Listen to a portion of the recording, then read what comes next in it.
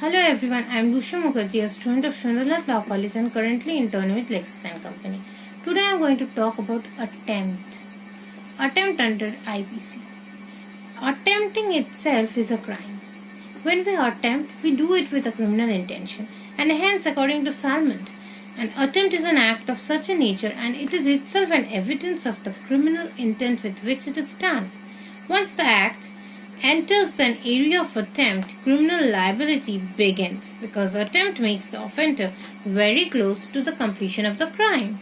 Attempt under IPC is differentiated into four ways, that is, attempt to commit offences in general under 511, attempt to commit capital offences section 307 and 308, attempt to commit suicide under 309, and attempt to commit offences against the state.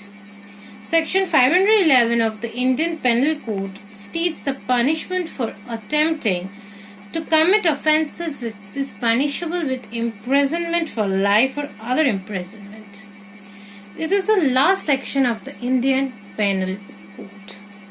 And the section states that if a person attempts any crime or instigates an offence to be done, then it is punishable under the code with imprisonment for life or maybe imprisonment that is specified in the sections as it is.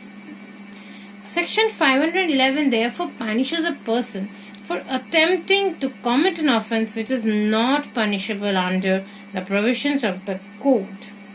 Example, maybe if a person attempts an offence or to pick up the pocket of Z by thrusting his hand into Z's pocket, then what to happen?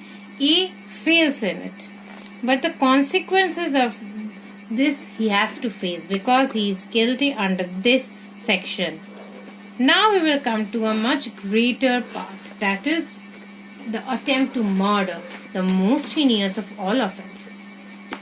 Section 307 of the IPC 1860 states, whoever does any act with such intention or knowledge and under such circumstances that if he by that act cause death, he would be guilty of murder shall be punished with either restriction for the term which may extend to 10 years or shall also be liable to fine whatever the case may be.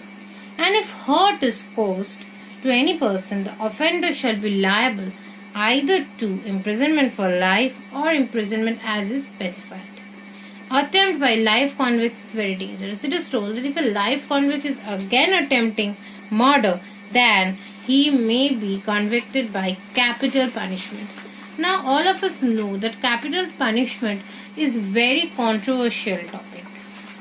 If we get into the difference between 511 and 307, we have to cite the case of R versus Francis.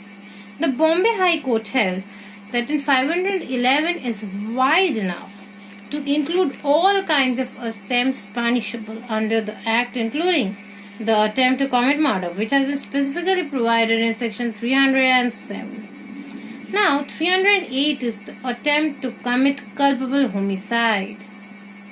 Okay, now the act, whoever does any act with such intention or knowledge and under that circumstances that his act may cause death, he would be guilty of culpable homicide not amounting to murder.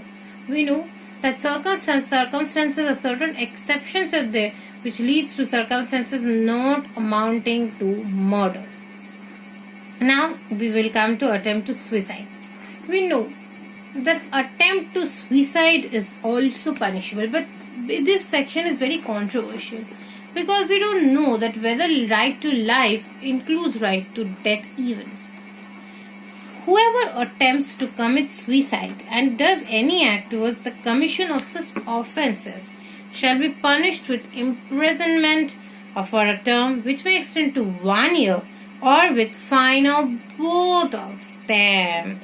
Attempt for offences against the state.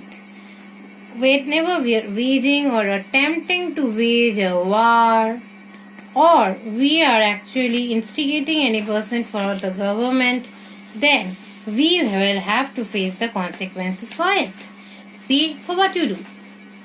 Section 121 of the Indian Penal Code 1860 says, whoever wages war against the state or the government of India or attempts to wage war shall be punished with death or imprisonment for life and shall be liable to fine. I hope these different kinds of attempts are clear to you. That's all for today. Bye bye.